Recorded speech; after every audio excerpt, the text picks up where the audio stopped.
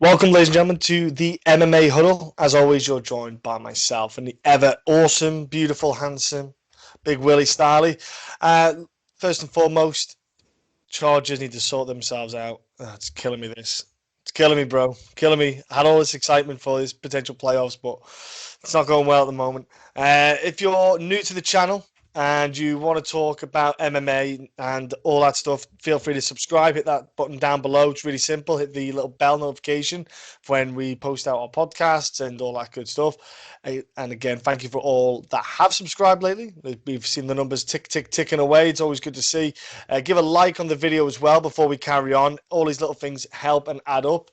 And we've just had a bonanza of title fights, Will. Some performances that were out the park, and then we've got this Fight Island kicking off as well with a great cluster of fights for us to enjoy.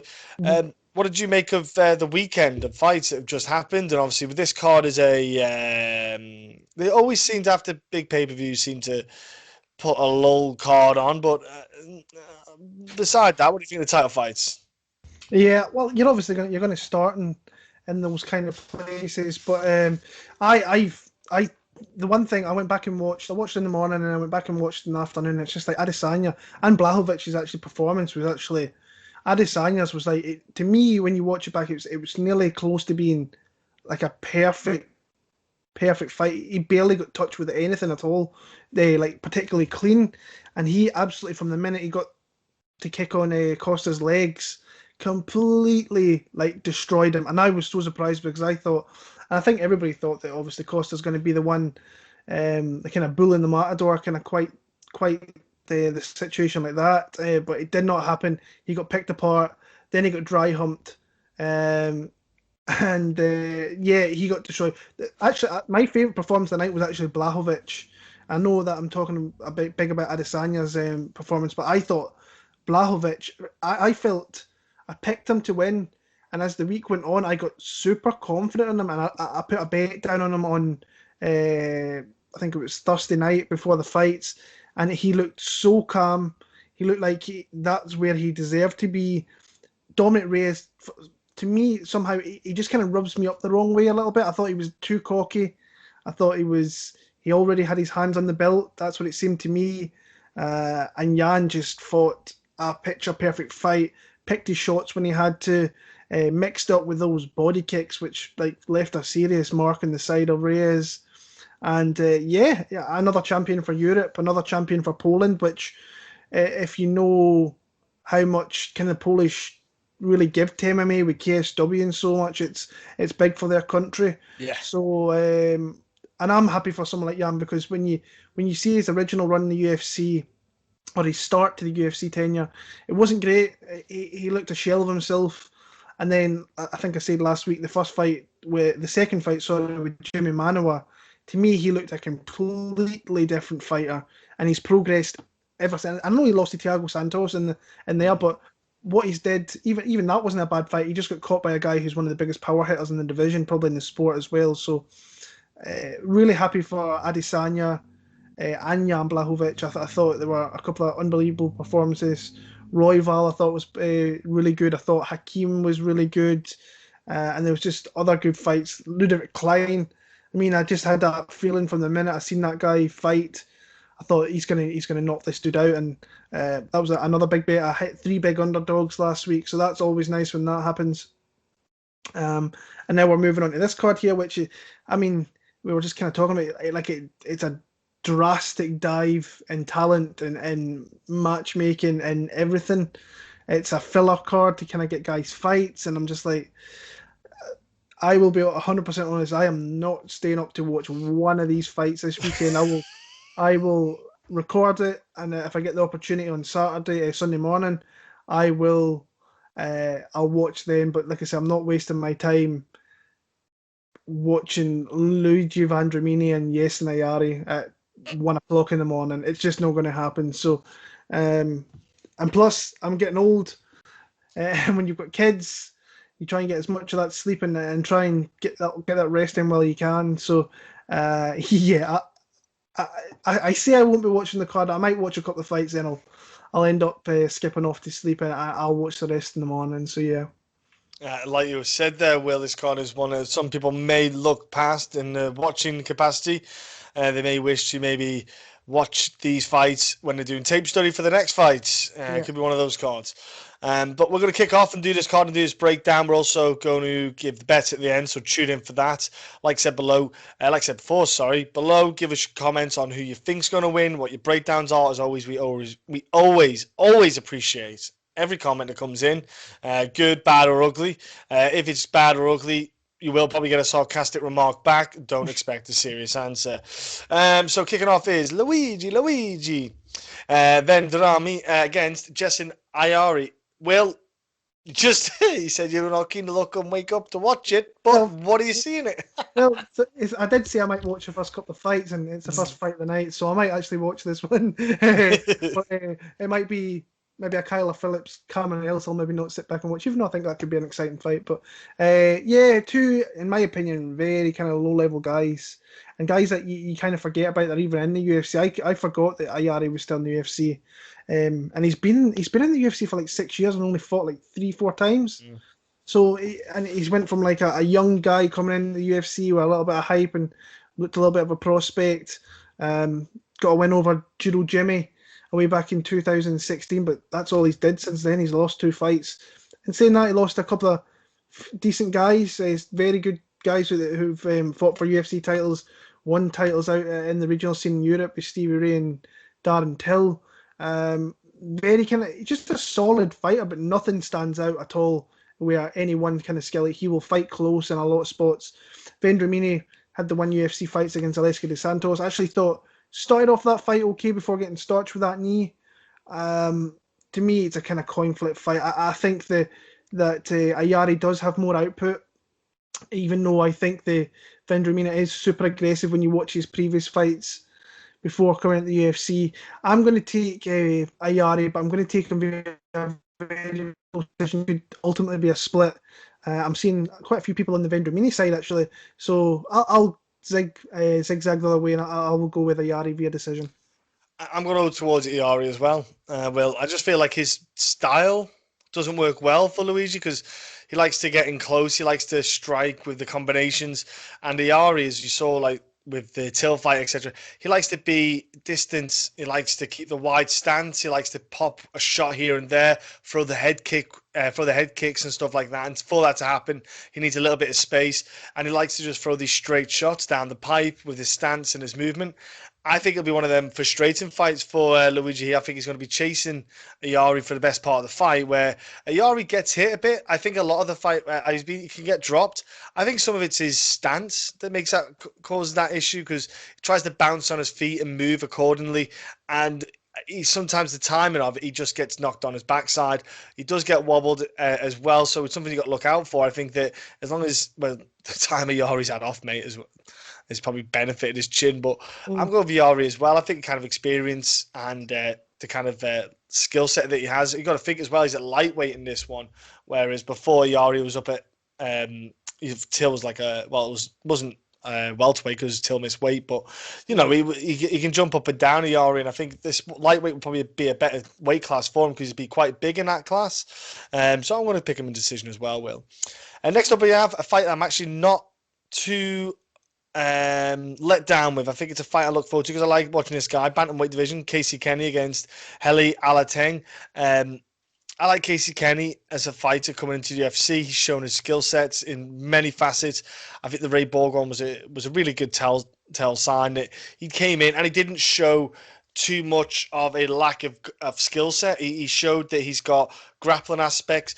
One of the things was the grind, the kind of the conditioning was potentially every now and then you think, is Casey get outworked? In this fight though, it's Alateng's going to be looking to probably try and keep the fight standing, try to keep it on the feet, use striking, coming back and forth. But Alateng, for me, I've not seen much in a way of a plan B in his skill set and his kind of techniques and his methodology. I feel like he sometimes gets a little bit stuck if there's one way not working, and he'll just stick at plan A. I feel Casey Kenney's got a bit of options. He can throw on the feet, but he likes to, if he can, he'll look to try and get this fight to the ground, get on top of Alateng, and really start to impose his top game, which he has got a solid kind of top game about him.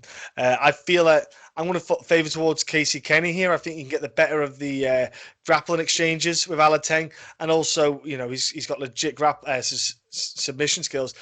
I think on the feet, Alateng should possibly land a little bit faster with the hands, but Casey Kenney, I can't write that kid off, man. I'm going to pick Casey Kenney here, probably decision win, maybe 2-1, but I'm going to go Casey Kenney. I'm actually a big admirer of Casey Kenney. I think he's a really solid fighter. I think when I looked at this matchup, I was like, where can Alateng maybe make it close? And I'm thinking, I don't think he's aggressive. I don't think he can grab. I don't think he can outstrike Casey Kenney. Could he maybe clinch him up a little bit? Possibly. But he is a smaller fighter. And to me, he's kind of making a big kind of jump up in opposition here from who he's facing in the UFC. I mean, he faced Ryan Benoit and Batgirl, and he got completely pieced up a little bit by Batgirl, which was a little bit concerning. But he used his takedowns really well in that fight and advanced position when he kind of needed to. And then it was the same in the Ryan fight as well. He kind of got outstruck, but he knows how to time those takedowns and get them at kind of favourable moments of the fight. I just don't think he does that with someone like Casey Kenney. Now, Casey can be taken down, and he has been taken down on numerous occasions. I mean, Merab, who takes everybody down, to be fair, took him down. Manny, who was massive in that fight, Manny Bermudez, missed weight, was big in that fight, in that spot. Ray Borg took him down 7 times. So he could be taken down. I just don't see him getting held. And I think when he's on the feet, I think he's got far too much output for Heili Alateng. So Heili can maybe come out here and maybe grapple up a little bit and maybe kind of slow the fight down. But to me, I've got Casey Kenney. I think he wins pretty handily. So I've got him to win here. Nice, bro. Next we have in the strawweight division, Loma Lookboonmee against Jinh Frey. Interesting fight because you've got a champ from Invicta facing off a Muay Thai specialist, let's say, who's got the 8 deadly limbs. Will, what about this fight has tweaked your little interest? Yeah, Loma's fun to watch, in my opinion, because she really only knows one way of fighting, and she will try and do everything to kind of keep that in that realm. She doesn't want to grapple. She doesn't want to wrestle. That's not who she is. She's a Thai kickboxer, and a very good one at that. But she's still very, very young in her MMA career. But when you look at Jinh Frey as well, she's older. She's obviously got a lot more experience. She's held belts in Invicta and so on. She's been out there in Japan and fought some people in Risen and so on. I think Jinh Frey's not going to fare well in the UFC, in my opinion. I think she was a little bit too old. I don't think she's the bigger girl here because Lookboonmee is very small. She's always been that. But Lookboonmee has got far, from what I've seen just in fights, Lookboonmee has got far more output. She's more accurate striker. I think she's very, very good, obviously, in the clinch. Obviously, her ground game kind of worries you. Jinh Frey, you've seen her get takedowns in the past, but I've also seen Jinh Frey kind of hurting herself there. I like Lookboonmee. I think it's a spot I want to be super confident. It was actually a spot I was thinking about betting, but then I'm thinking, can you really put money on, especially at chalk? She's the favourite in this fight, and a girl with 6 professional fights, and I know she's probably got hundreds of kickboxing fights, which this fight could kind of turn out to be like that. But I'm going to go Lookboonmee. I wasn't too impressed with what I seen with Jinh Frey in her fight with Kay Hansen. We kind of knew where she was going to win that fight, and she ultimately couldn't really keep the fight where she needed to win there. And I think in this one here, I think Lookboonmee's the better striker, in my opinion. I think she's got more output, and I think she's just the better fighter on the feet. So I'll take Lookboonmee to win via decision. Nice. I'm going towards Loma as well. I just think when she the best example for me that I found interesting was the Stitch Albu fight, where we've saw before Stitch Albu, because of the physicality that she has, she tends to have an advantage on her opponents when it comes to the clinch game, grappling. She tends to be able to kind of outmuscle them.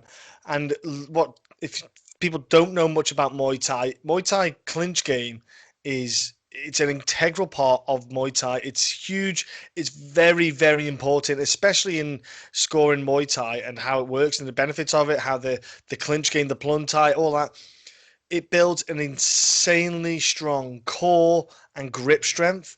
And the drills that you do, some of the drills that you do are absolutely horrible when you're up against gripping a bag and you've got to clinch a bag and throw knees until you want to throw up. But it's a great exercise. There's many ways to do it. But I feel that Jinh Frey, she's physically strong, but I feel like she'll get when she wants to go for the takedowns because Loma's drilling, she's training wrestling, she's at not Tiger Muay Thai, it's AKA. I'm not sure which one she's at. I think she's at Tiger Muay Thai maybe. Tiger Muay Thai. But yeah, she's got wrestling coaches there drilling it. She is open to wrestling in learning the sport of wrestling. I think she's obviously learning the aspects of defense, drilling the defense, how to stop the takedown, how to defend it, get back to her feet. That's all she needs to learn because her advantage is so advanced on the feet. If she can get that standing only, she'll have advantages here. I feel like in the clinch game, I think Frey's going to have a bit of an issue clinching with the girl. I think a lot of people will underestimate Loma because of her size. I think she's probably not as strong. But if you look at the Albi fight, she didn't have an issue of clinching her and throwing her around and absolutely laying into her with elbows and knees. I think we're going to see the same again. I'm picking Loma via decision as well, bro. And next up we have in the middleweight division. Now, I'm glad you sat down, Will, because you'd probably fall off your seat with excitement with this one. Jourdain Williams is taking on, here we go, Nassourdine Imavov. Yeah. Imavov. Yeah, Imavov.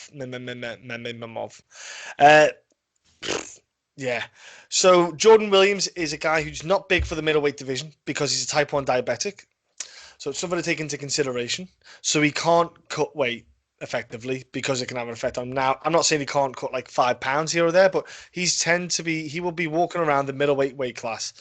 Now, that can have an advantage and a disadvantage. One of the advantages he has, he's not depleting his body, so he can have the conditioning to go to the first, second, and third round at a good pace. And he's shown that in his regional scenes, he can get third rounds. He's still good.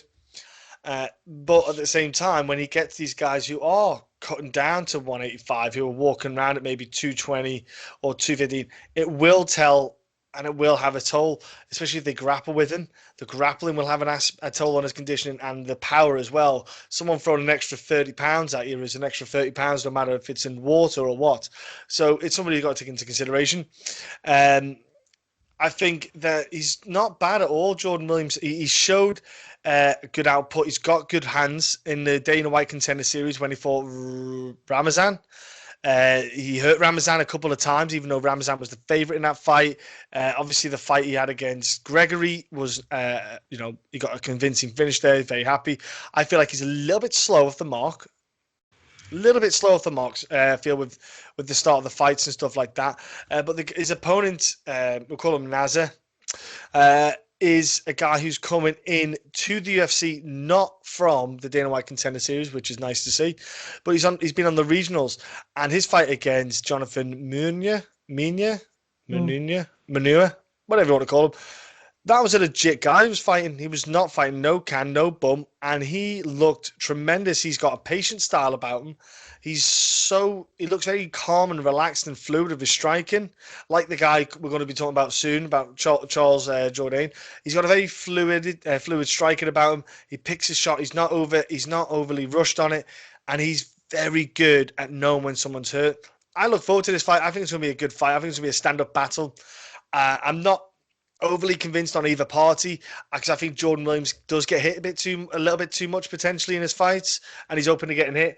But I just feel Nas might have that kind of je ne sais quoi, let's say, to get that fight with his skill set to just pick away at Jourdain and land a better of the more precise clinical shots. Just to look out for Jourdain's power because he's got pop in his hands.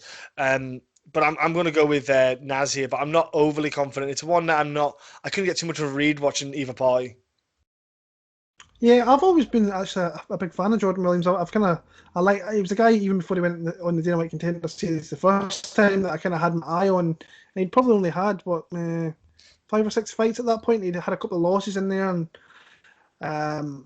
got his opportunity. I think he won the fight and then he no contest, and then he got fought in Bellator, got another couple of opportunities, lost a split, and then he won via a vicious knockout way back in September 15th, which is only a couple of weeks ago. So, guy's fresh, he's ready to go.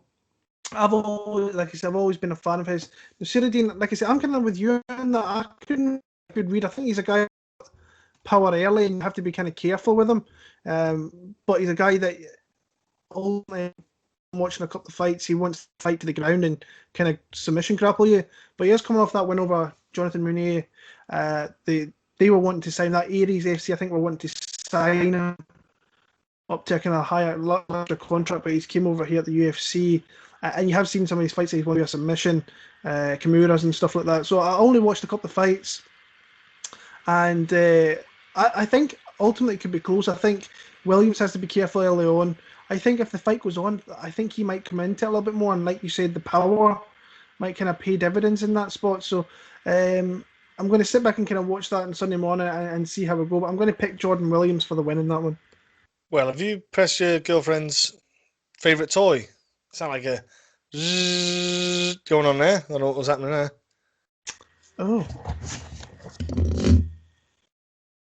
Oh, it's actually the heat overheating. Maybe actually that's what it is. The fan. Yeah, it's okay. No worries. I thought it was your missus' favourite toy. Sorry, my mistake. Weird. It's all good, mate. No problem, bro. And next up, we have in the featherweight division, like I said, Charles Jourdain against Josh Culibao.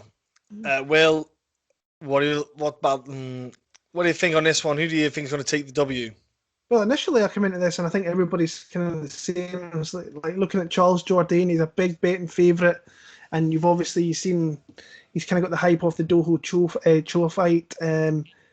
Doho Choi, I couldn't get that out there. Doho Choi fight, and then he obviously got a big step up to Andre Fili, and he landed some he landed some vicious blows on Andre Fili, and a guy like Fili who's a veteran, he's been around a long time. Kind of knew when he took those shots that right, I need to fight smart here. Took the fight to the ground, and that was his path to victory in that one there. So Jourdain is very explosive on the feet. He's very when he plants those feet and he really lets those shots go. I think he can hurt a lot of people. And I think the betting line is just too high. I don't know why he's minus 455, 45. I think the fight will end up playing a little bit closer to that. And I'm thinking that Culibao's a world beater. He's making his second fight in the UFC here. He's fought Jalen Turner in his debut. That was a tough one to come in on 2 weeks' notice against a guy who's that big up a division who was at 155 and like Jalen Turner's fighting like 170 now, I think. So did he fight 170 against Brock Weaver? I think he did. I think because it was a short notice fight. So he's a big dude, long levers, hard to kind of get inside it and really hurt.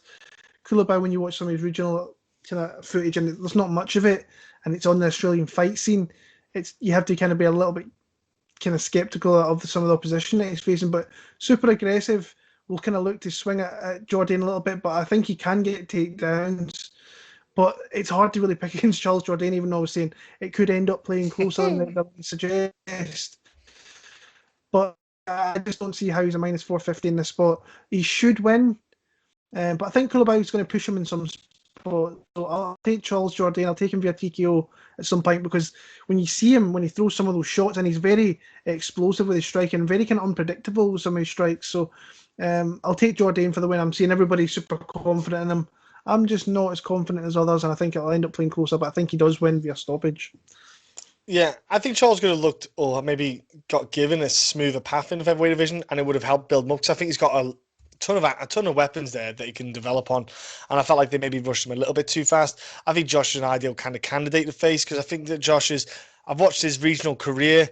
There's a cracking video online showing you all his kind of career bouts growing up, and he seems to have a bit of pop in his hands, but he's not the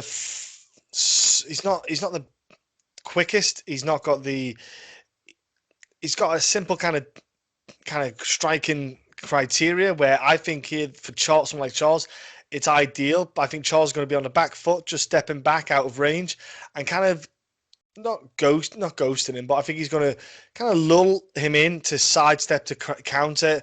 You saw the Andre Phil, like you say, Will. Andre Philly fight was a hard fight to take for Charles, and obviously he had a bit of a hype with that finish, but at the same time, I thought that's not an easy fight, and he did really well. He landed some good shots in the fight. Andre Philly was then really tentative after those strikes landed, and you could see Andre Philly just think, I can't eat too many of them in a fight.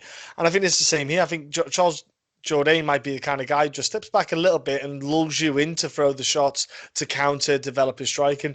I think we'll see it here. I think Charles Jourdain will hurt Josh here in this fight, and I think he might get a finish here. I think he might get a stoppage because I think he's got some nice power in his hands, and I think Josh is possibly. He got in on 2 weeks' notice, but do I say Josh Culibao is UFC level? Yeah, I don't know about that. So I'm going to Charles Jourdain on that one. Next up we have, which I'm going to say this out loud, in the prelims, not the head of the prelims, not the main card. This fight is in the prelims. Court McGee against Carlos Condit. I've just said that out loud. That's weird. Carlos Condit is down fighting Court McGee. So we've got the veteran Carlos Condit, who was interim title holder, career went downhill, blew his knee out against Tyron Woodley in a fight which he was doing fine in. I thought he was doing absolutely grand. If I wish that injury hadn't happened, because we don't know what would have happened in the fight. He retired, he came back. Josh Barnett's fighting bare knuckle, by the way. I saw that, yeah. Yeah. And looking jacked back on the cheeseburgers, let's say. But yeah, Carlos Condit for me is one of them guys where I'm just like, is he like a Matt Brown where he just can't say no and just keeps going? Is he going to go too far? And I think he is. I think he's lucky he's got someone like a Court McGee who's just going to be a grinder. Court McGee, as we all know, Court McGee's never going to win the belt. He's a grinder. He's average. He's just got great conditioning. He's got a tough chin because you can't find it beneath that beard. And Carlos Condit is a guy who's just going to pop away and try to do fancy. I think you might see Court McGee here try to close the fight distance, get close and really clinch the fight game up a lot, really play dirty boxing, keep it tight and annoy and frustrate Carlos Condit. But I'm actually torn on who to pick. What is going on? I shouldn't be torn in a fight like this. I should be going Carlos Condit all day. Even when Carlos is 60, he should win this. But I'm not, because I'm like, oh, man. I'm going to go with Carlos Condit. I don't know why. I'm going to have faith in him. I should actually have more faith in Court McGee, because at least Court McGee is always consistently a certain level. He doesn't drop. He doesn't go up or down. He's always consistent. If the people can't figure out how to beat him, that's on them. But I'm going to go Carlos Condit because I just feel like he's got because if Court McGee gets a fight to the ground, Carlos Condit, if he bothers his arse, has got a bad submission game attempt. He's not bad at going for subs. So I'm going to go with Carlos Condit, but it just irks me this fight's happening. I just feel it just makes me feel a little bit sick in my mouth. Yeah, it's one of them ones I'm looking at it and I'm thinking, how has Carlos Condit really kind of delved down this low, and how's he on this big of a losing streak? And he's not won a fight since 2015, and I know he's probably only fought once a year, and who he is fighting is no slouches, so he is fighting good fighters. But his last win was May 30th 2015. That's kind of crazy.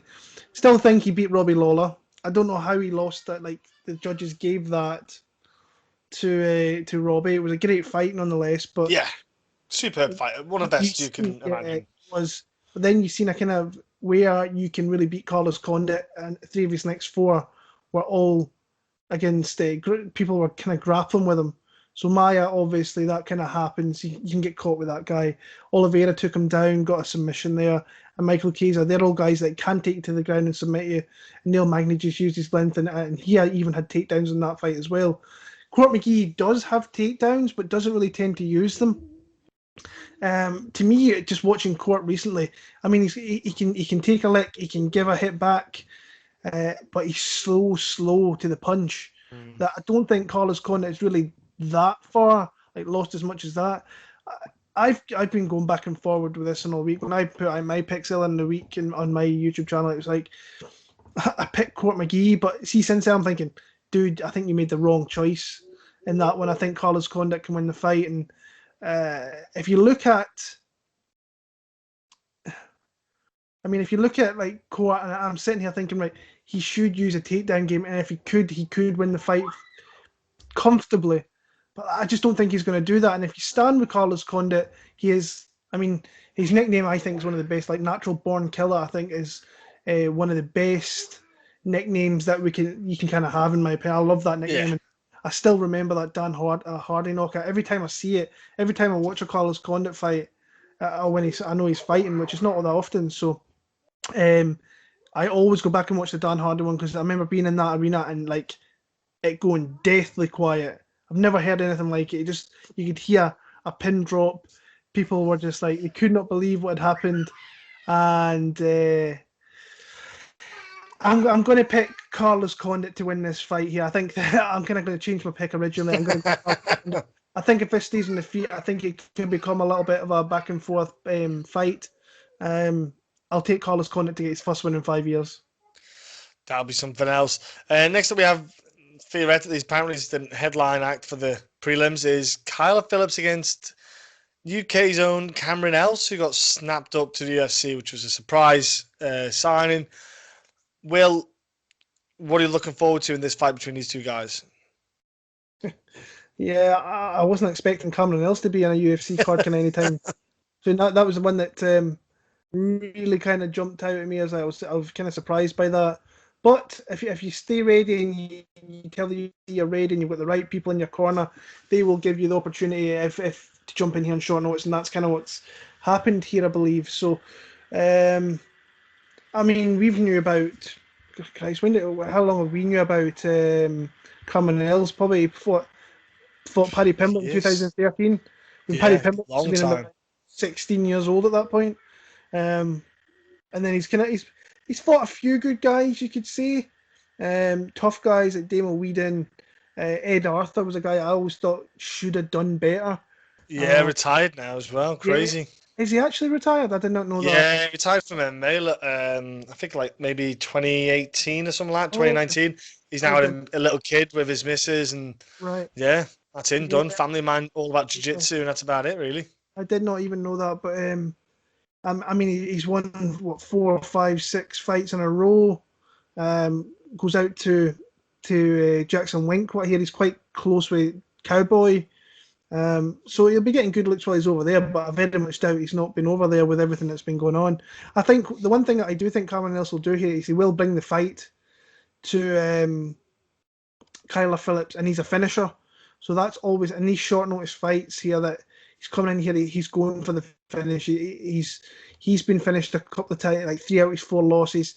Out of his 10 wins, I think it is, he's won all via stoppage. If 10-4 is his record, because I thought his record was less than that, but guess not. Kyler Phillips, I tried to fade him last time against Gabriel Silva, and he, from the minute, probably halfway through that first round, I was like, yeah, I've just lost money kind of betting against this guy, and I thought he was beatable and got for Gabriel Silva, and he went out there and absolutely he really actually shut out Gabriel Silva in that spot. Very dangerous with his kicks. He's got some power, with some decent jiu-jitsu.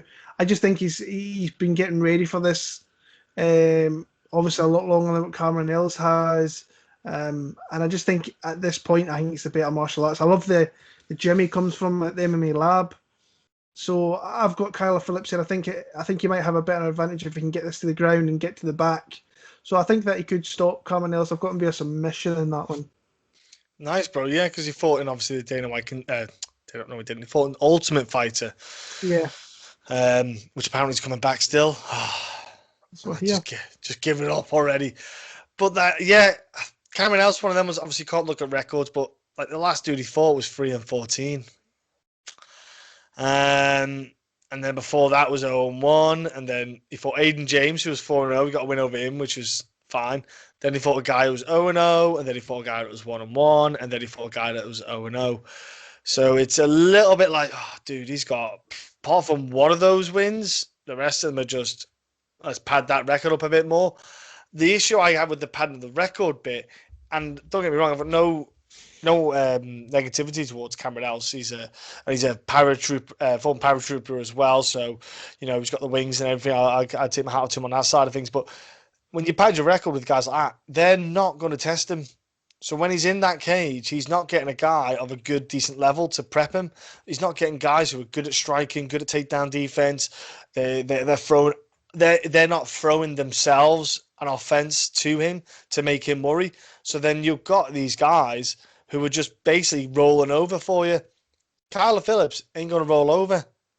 So the only close you're getting to a kind of fight moment is when you're at training. But then in training, the guys are pulling back because you're not trying to knock each other out because you can't fight.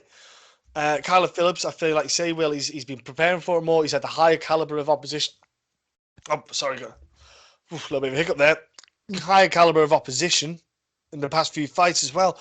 So I've got to go for Kyler Phillips here. I just think, like you said, you mentioned about the skill set. I think Cameron Else got some good striking capabilities. He's very sneaky when he defends a takedown, slipping in for like an anaconda or Darce choke. He likes to throw that in there, Cameron Else, so you've got to watch out for that. But I think Kyler Phillips is just smart, picks his shots.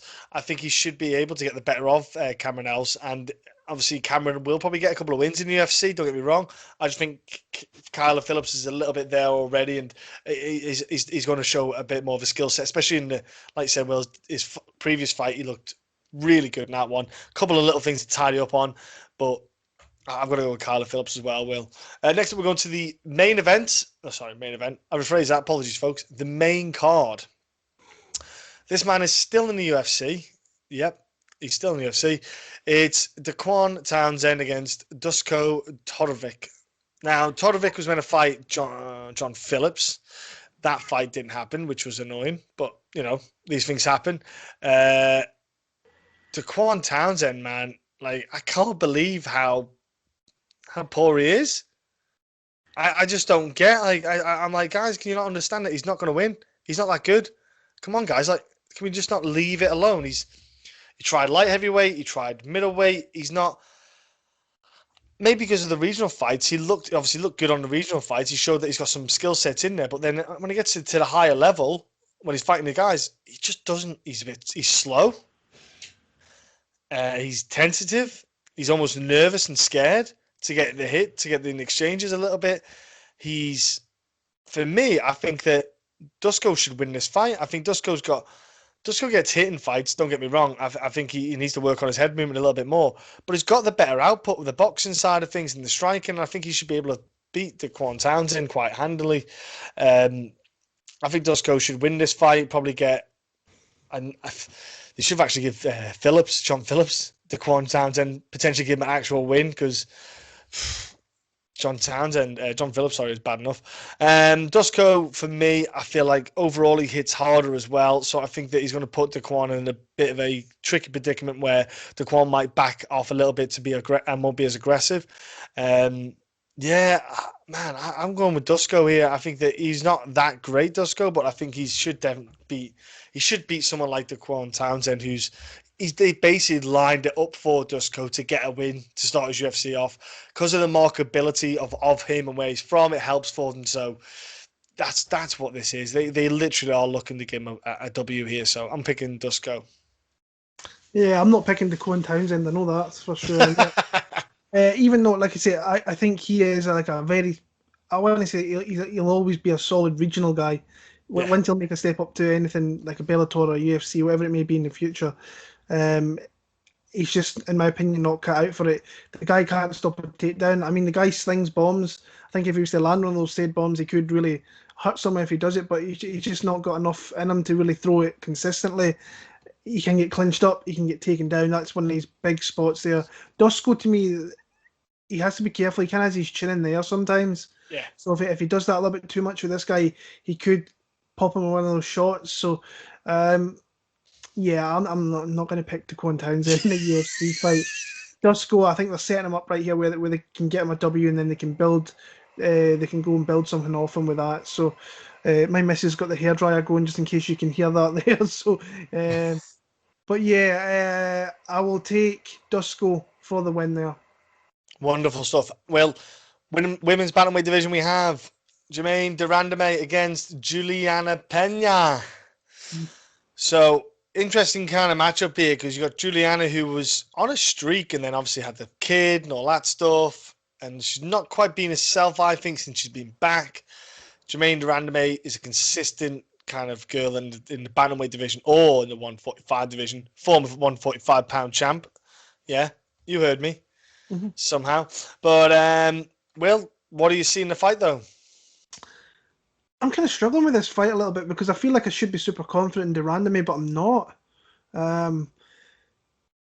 mean, it's obvious that Peña doesn't want to fight on the feet, and it's pretty obvious that Randamie doesn't want to fight on the ground. So it's that striker v grappler matchup. And if, like I say, if Germaine can establish her range and absolutely just pick her shots, she will blast someone like Peña. And Peña might be kind of made for her as well, because Peña's going to be aggressive, looking to clinch up, looking to get takedowns. So she could come forward with her extremities low and get hit right in the face. So, but then when you take the fight to the ground, Randamie, she's come out earlier on said she exposed Amanda Nunes on the ground, and I'm like, ooh, that's I don't think so.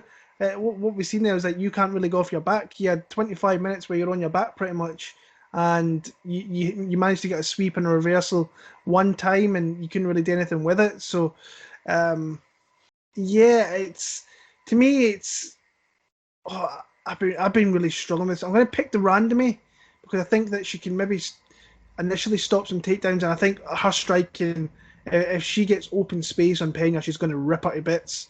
But if this gets out of the first round and Peña surviving, she's maybe had a little bit of success with clinching up, or maybe getting just like a quick takedown, or even having an advantage over the back there where she's just been hitting her and maybe getting her down to one knee, then it could kind of deplete the Randamie. She's not a young woman anymore. And Peña, once she goes to ground, you'd have to think that with her aggressiveness down there, she'll have an advantage. So I'm going to take the Randamie. I think that she knocks her out.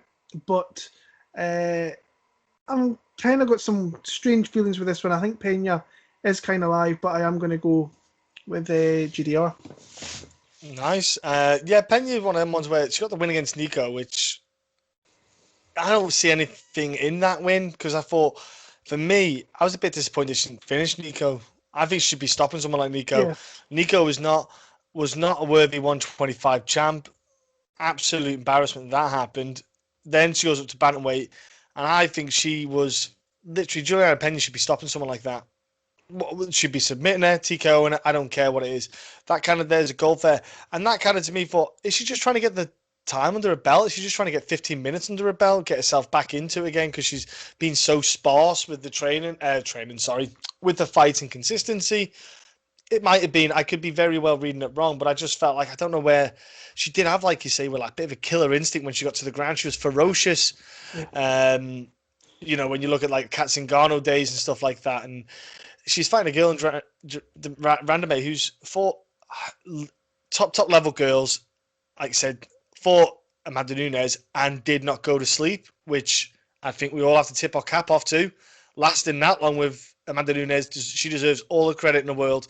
And if anything, that will give Randamie a bit of confidence, thinking there's no way Julianna Peña is going to throw anything that's going to scare me in that sense. The grappling aspect, Germaine is tough. She's solid. She's a strong girl. She could potentially defend the takedowns on Julianna. I'm going towards Germaine Randamie stoppage. I think her striking and clinch game is deadly. Julianna Peña can get hurt by Germaine because she hits hard. That girl cracks, or it'll be a 3-round kind of piecing because all Germaine has to do is box her. Don't have to throw any kicks. Just box her off her, and she could box the socks off her all day long and would make it look easy because she's got good footwork and she's got quick, fast hands. She's 36, but like Holly Holm as well, those girls just keep themselves in tremendous condition. It doesn't really take too much of effect. So I'm going Germaine there. Next up, we have in the heavyweight division. This is the co-main event. It just irks me saying this out loud, bro. This is like these guys are sitting there as the co-main event. That's what this card is. Yorgan de Castro against Carlos Felipe. You know what? Carlos Felipe just annoyed the tits off me. Well, in his fight against Big Vic. He just was all, I'm Mr. Big Bollocks. I'm giving it all this. Nice head movement, only because Big Vic punches so slow. It's like watching a 56k modem dial up to the internet against fiber connection. It's so slow. It's no wonder you can miss that. Anyone can, but the thing was, it wasn't good head movement because he was so extravagant with leading over. What he did do actually was expose that he's using too much energy, and what he should be doing is slipping the punches. When you slip a punch, the punch should go over the shoulder, not a yard away. So what he could have done there, which he didn't do, was be slipping the jab and coming back with a counter straight, which he didn't do often enough. He was just so, it was almost like he was admiring his work in the bout, going, I'm dodging your punches. I was like, yeah, but you're not throwing much back. And as the fight went on, you could just see that it was not going to get any better. He wasn't clicking on, that fight was ticking away. And I thought, ooh, well, your corner need to tell you to start picking it up. He was throwing hands. Spikvik was very smart. He just covered up, stepped back, and that was it. Carlos Felipe had nothing else. He didn't have anything else to offer. He thought, I'll throw these hands, and that's it. And I thought to myself, you're confident.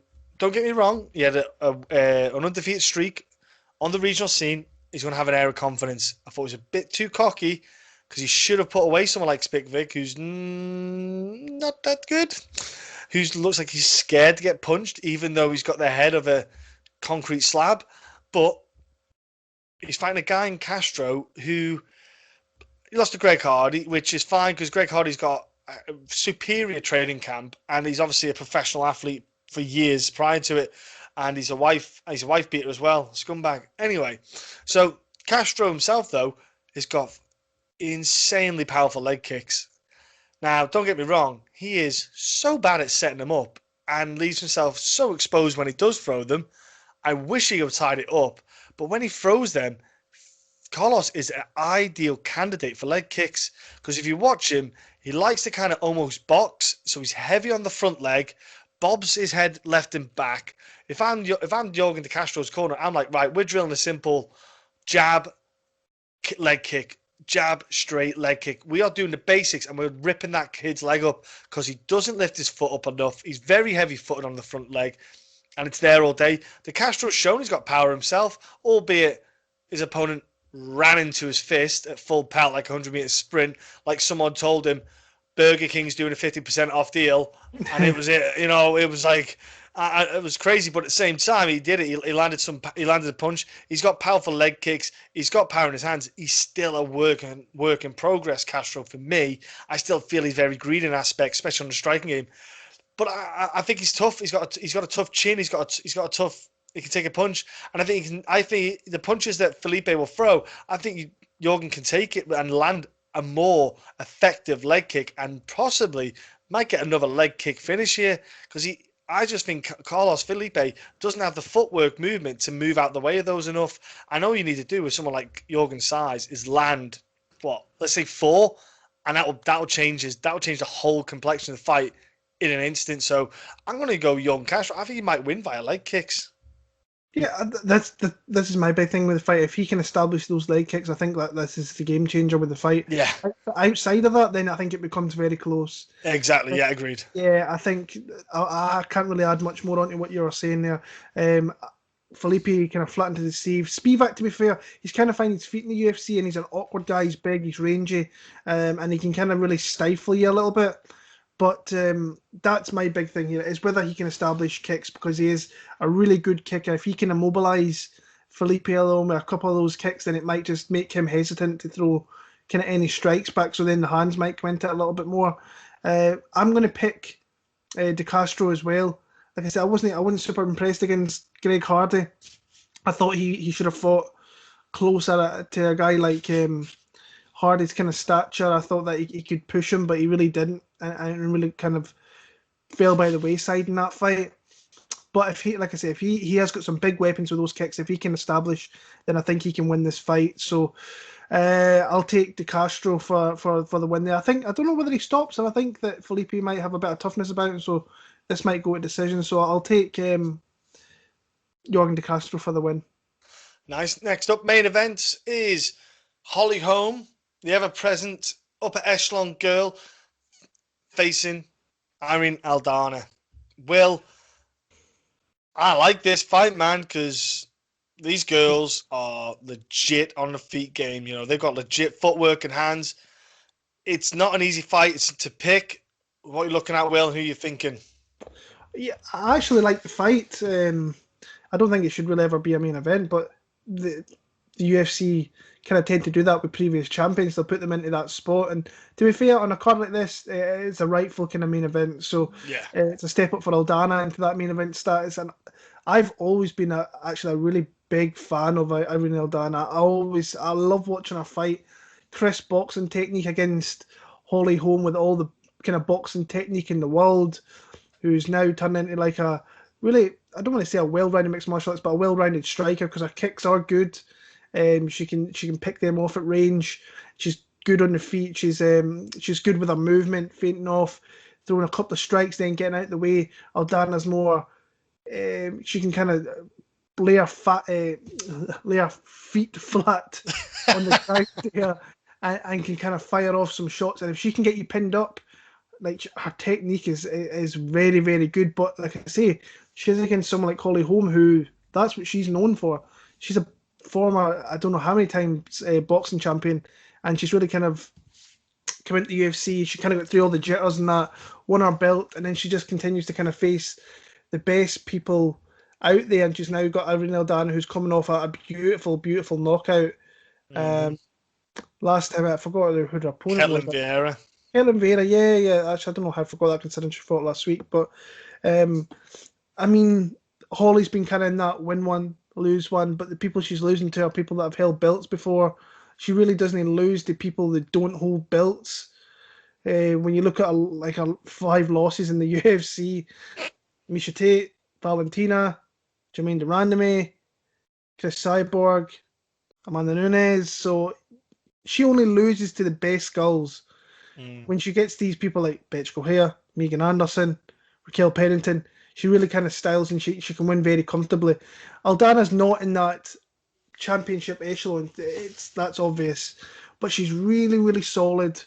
And when you look at the kind of stats there, she throws far more output. She absorbs a lot more, which is a little bit troubling because Holly Holm will feint and then she will move in a different angle and she'll maybe catch her with a couple of combination strikes.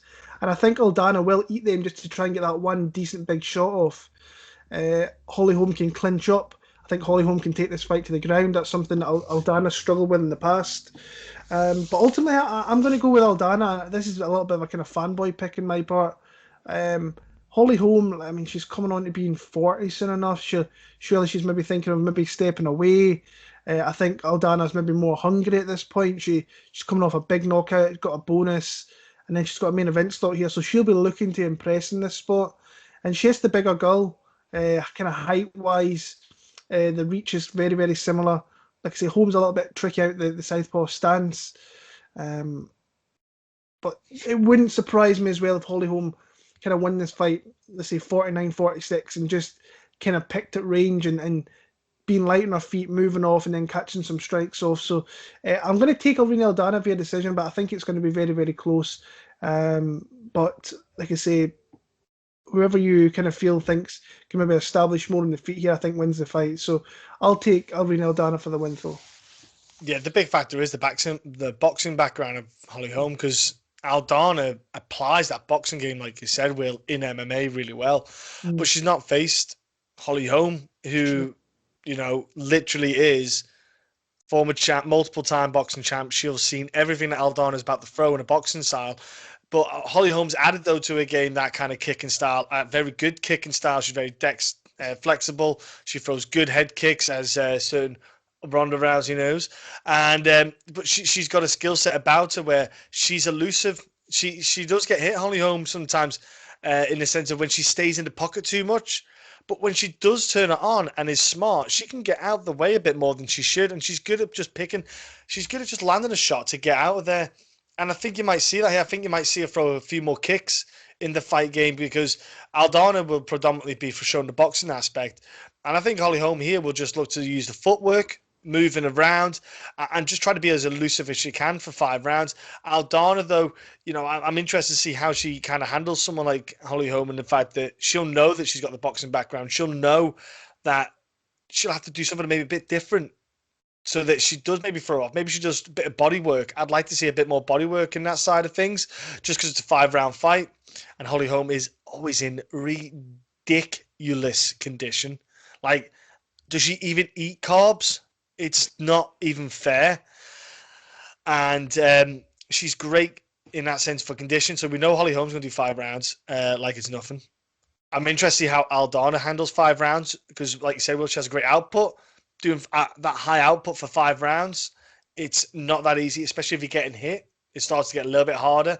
I'm favouring towards Holly Holm in this fight. I just feel that she's got a little bit more on the feet because she's fought those that high level girl. She's been at the top echelon for so long. Aldana's not a step down, but Aldana's, like you say, Will, she's not those championship girls. She's those next step down girls. And I think Holly Holm is just so annoyingly good. She just always beats them. Now, I'm not saying Holly Holm couldn't win the belt again. If, for example, Amanda Nunes goes, I've got a baby kid now. I'm done. I'm having a family. See you later. We could 100% see Amanda Nunes do that because Nina's had that kid now. They've had a little baby. Can't remember if it was a boy or girl, but they've had a baby. So we might see maybe Amanda Nunes go, right, one more and I'm done. And if I'm Holly Holm, I'm sitting there thinking, cool, I'm just going to stand in the background, let whoever wants to go and get murdered by Amanda Nunes, let them go and do that. Okay, and then jump in at that bantamweight opportunity. Because if you're Holly Holm, there's a chance there for her. So I'm going to go with Holly Holm in this one. I feel like she's still got it in her. She's still got that skill set. She's still got that hunger. Otherwise, she just probably would have stepped away by now. She's smart enough to know when to step away from the sport. So I'm going Holly Holm decision. But that's my pick. And ladies and gentlemen, again, give us your picks below. Let us know what you're thinking. But let's finish off, Will, with the betting side if there's anything of interest. Nothing of interest. I don't want to see you shake your head, mate. Honestly, I've been looking at these betting odds since the Sunday, and I have one bet actually. I've got a parlay. I've got one person with this card, and I've got one person with the next card. So I've got Casey Kenney. I bet minus 225. I've got him with a guy next week. That Taja Ulanbekov. I've parlayed them up together and got around about plus money. I got him at minus 225. He's went to minus 310, so more money has come in on him in that spot. But honestly, this is a rough card to bet, in my opinion. Last week I saw spots clearly. I like some shots on underdogs. Don't really like that here. Parlays together, there's some big numbers. I mean, Jourdain's like minus 450. Duško's like minus 325. The Castro's like minus 300. So there's some big spots. Germaine de Randamie actually was someone I was looking at, but I've kind of been going back and forward with that one, and now she's minus 135. I don't want to be really paying that kind of price there. She was an underdog, so she opened an underdog in America, and everybody got pushed the odds. If I could have got plus 100, plus 110, I would probably bet Germaine de Randamie in that spot. But when you've got minus money beside that, you're like, don't really fancy that. Carlos Condit's an underdog, but it's like, do you really want to bet that fight? I'm not sure. And then there's just Loma Lookboonmee's like still minus 125 over here in the UK, so that's something that might tempt me. But she is moving in America to like minus 140. So yeah, I don't like this card for betting, mate. I'll be completely honest with you. I'm not going to have any more than I might have one more bet in this card outside of the bet I've already made.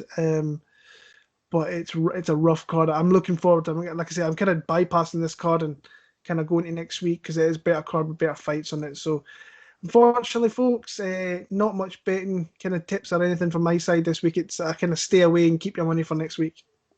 And again, talking about next week, it's Corey Sandhagen against Marlon Moraes. That is a sick fight itself. Tom Aspinall's on that card. We've got Tom Breeze. You've also got Edson Barboza against Amir Khani happening. Yeah. You've got the police just signing up to the UFC again, stepping in short notice against Marcus Perez. There's a handful of great fights on there for us all to look forward to. So we'll be back for that card. Again, let us know if you put any bets down for this card. We'd be fascinated to know about who you're looking at and what you're thinking. And as always, subscribe, like, comment. We love you all, and we'll see you all soon, folks.